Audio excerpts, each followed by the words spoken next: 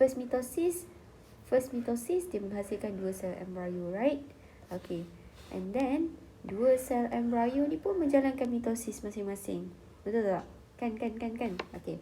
So by right, okay, dengar cikgu cakap, by right, kalau satu sel ni dia menjalankan mitosis, dia akan menghasilkan 2 sel. Betul tak? Dia akan hasilkan 2 sel. Okay. And then kalau this one, lagi satu sel ni dia menjalankan mitosis lagi. So by right dia akan menghasilkan lagi 2 sel. Betul tak? Kan. So ini 1, ini 2, ini 3, ini 4. Okay. So that's why kalau awak tengok dekat dalam awak punya buku, okay, dia akan cakap mitosis berulang-ulang kali ni akan menghasilkan 2 sel embryo. And then kemudian berlaku lagi mitosis menghasilkan 4 sel embryo. Okay, yang ni lah yang cikgu tulis kat sini. Okay, this one adalah Allah pekatnya. Sabar sekejap. Alright, padam. Okay, right, dia akan menghasilkan 4 sel embryo. Macam mana ni? Mana yang paling best? Okay, mungkin cikgu kena zoomkan kot pakai yang ni. Baru benar. Okay, 4 sel embryo. Okay, and then untuk setiap sel-sel ni dia menjalankan lagi mitosis. Okay, dia menjalankan lagi mitosis. Yang ni dapat lagi 2. Tak, ni dapat lagi 2. Ini dapat lagi 2. Okay, ini dapat lagi 2. So hasilnya apa? Hasilnya dapatlah, okay, sabar, kita kira sama-sama ya. 2, 4, 6, 8.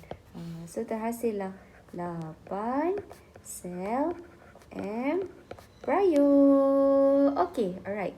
So, okay, sekarang cikgu just nak make sense of kenapa dia daripada 2 sel jadi 4 sel, daripada 4 sel jadi 8 sel. Okay, cikgu akan terangkan part-part yang mungkin awak keliru dan awak pening kepala.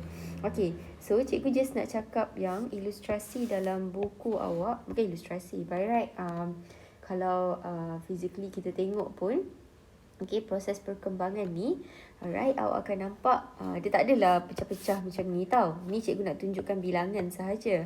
Okay, so awak akan tengok, okay, cikgu lukis dekat kita punya female reproductive organ. Okay, so by right dia bentuk macam ni kan? Betul tak? Kan? Betul. Okay, okay, kita recall sekejap lah structure. Okay, so this one, and then kita ada macam ni, and then kita turun ke sini. Okay, yang ini dia attach dengan dalam tu, ovary. And this one pun ada ovary. Okay, alright. So yang ni nak cikgu cerita ke pasal apa yang berlaku dalam ovary ni? I'm not sure, hormon semua-semua tu kan. Tapi cikgu assume awak semua dah pandai kot lah kan. Amin ya rabbal alamin. Okay, alright. So by right awak dah belajar dan awak dah tahu dah pun. Okay, sekejap ni kita tebalkan sikit. Alright, awak dah tahu dah pun ini adalah dinding endometrium. Okay, ini pun adalah dinding endometrium. Okay, ada satu belah kiri, satu belah kanan.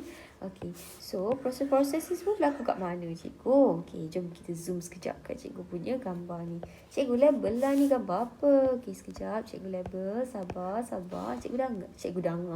Cikgu dengar suara hati awak. Okay, so ini adalah gambar apa? Struktur pembiakan.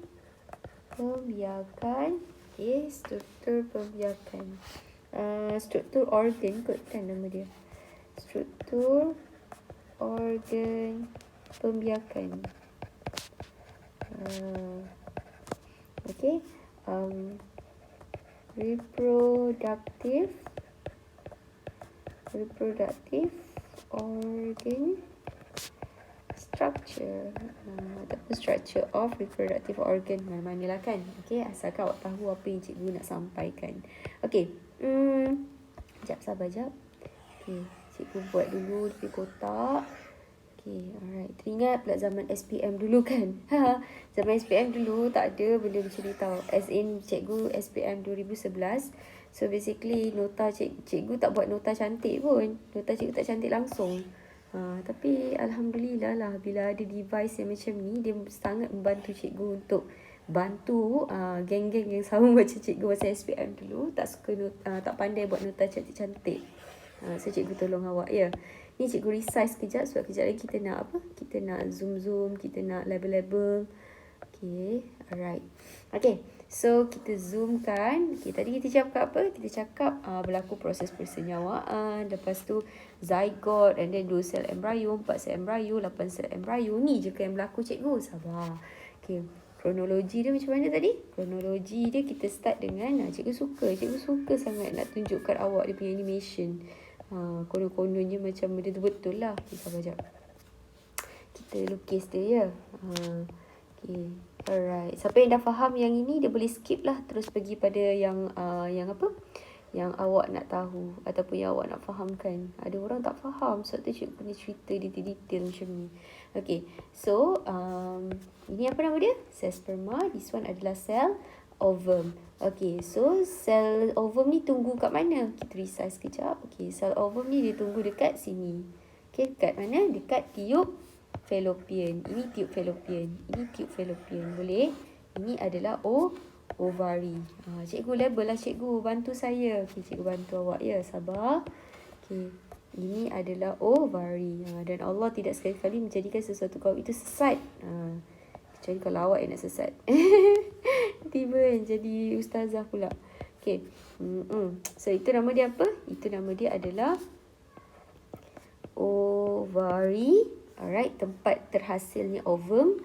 And then yang ini, macam nak label this one, this area. Okay, hopefully awak nampak. Okay, alright, nama dia apa? Nama dia adalah tiub. Okay, nama dia adalah tiub apa? Tiub apa nama dia tu? Tiub Allahu Akbar. Sekejap. English dia fallopian tube. Cikgu bahasa Melayu cikgu kurang sikit. Okay, fallopian tube. Ataupun tube fallopian. Cikgu tak ingat bahasa Melayu dia. Student bahasa Melayu please check Alright. Okay, kalau yang ni English dia adalah ovary. I know that this is tube fallopian, tapi I'm not sure dia punya ejaan dia macam mana. Okay?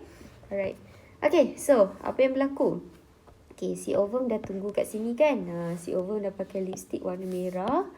Okay, dah pakai lipstick warna merah kat sini. Oh, tebalnya, Mak Ngah. Tebal juga. Okay, sabar jap. Kita kecilkan lagi. Macam tu. So, kita zoom. Alah, tak boleh zoom pula. Tak apalah, tebal macam tu kan? So, dia pun tunggu. Habis sperma dia datang. Okay, so habis sperma dia buat apa? Habis sperma ni dia pun terbang Dia pun berenang. Kenapa dia tak boleh ni? Okay, sabar. Habis. Okay, tak apalah. Berenang. Dia pun berjumpa. Dah berjumpa, dia buat apa? Dia melakukan proses persenyawaan. Kenapa dia terhad macam ni je? Usually okay.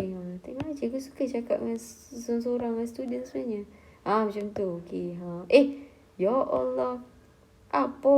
Okay, sabar. Macam-macam lah benda-benda teknikal ni. Baru tadi puji dia kan. Okay, kita jangan marah dia. Tahu. Kita jangan marah dia. Kita pujuk-pujuk dia kejap. Okay. So, dia melakukan proses persenyawaan. Okay. Tadi kan yang cikgu cerita kat tepi ni. Berlaku proses persenyawaan. Okay, yang mana hasil daripada persenyawaan ini maka terhasillah zygote. Okay, so bayangan cikgu zygote tu kita buat bola warna purple tau. Macam ni. Kita buat macam ni. Okay, so boleh alright. Dengar cikgu cakap proses yang berlaku di mana di mana sel sperma, sel sperma, nukleus sel sperma, dia bersenyawa dengan nukleus sel ovum, maka itu dinamakan sebagai proses persenyawaan ataupun fertilization. Yang mana hasil daripada persenyawaan sel sperma dan sel ovum terhasilnya zygote. Okay, alright. Okay, so tadi pun cikgu dah cerita dah, zygote ni dia akan melakukan mitosis secara berulang-ulang kali. Okay, dia akan melakukan mitosis secara berulang-ulang kali. Okay, cikgu kena ketepikan dia sikit. Cikgu tak boleh nak resize dia. Sepatutnya dia lebih kecil lah macam tu. Sebab nanti dekat sangat pula. Nanti kan dia ada perjalanan dia kan. So cikgu buat kat sini. Okay kan. So apa yang berlaku seterusnya cikgu? Okay, sabar jap. Okay. Okay, so apa yang berlaku seterusnya cikgu? Bila dah terhasilnya, siapa nama dia ni tadi cikgu cakap? Nama dia adalah Zai. Kan Zai. Nama dia adalah zygote. Okay, zygote. Okay, zygote ni dia, okay, soalan cikgu. Zygote ni, dia ni kira dah diploid ke haploid? Okay, jawapan dia adalah diploid lah. Sebab dia kan dah dah bergabung, okay, kromosom sel sperma yang haploid tu dah bergabung dengan kromosom siapa nama dia tu, ovum yang haploid juga. So by right 23 tambah 23 dah jadi 46. So by right zygote ni dia dah 2N, dia dah haploid. Okay, dia dah haploid, jumlah dia punya kromosom 46. Okay, so daripada zygote ni dia akan melakukan apa? Melakukan proses pembahagian sel repeatedly, okay, dan akhirnya, okay, nak cerita akhir ke? Nanti awak macam tanya pula kan, kenapa cikgu terus pergi akhir cikgu? Kenapa cikgu tak cerita satu-satu macam tadi? Sebab tak muat sayang. Okay, alright. So, akhirnya daripada zygote, dia akan menghasilkan structure yang seterusnya, okay, ataupun dia develop menjadi structure yang seterusnya, yang mana nama dia adalah sel embryo.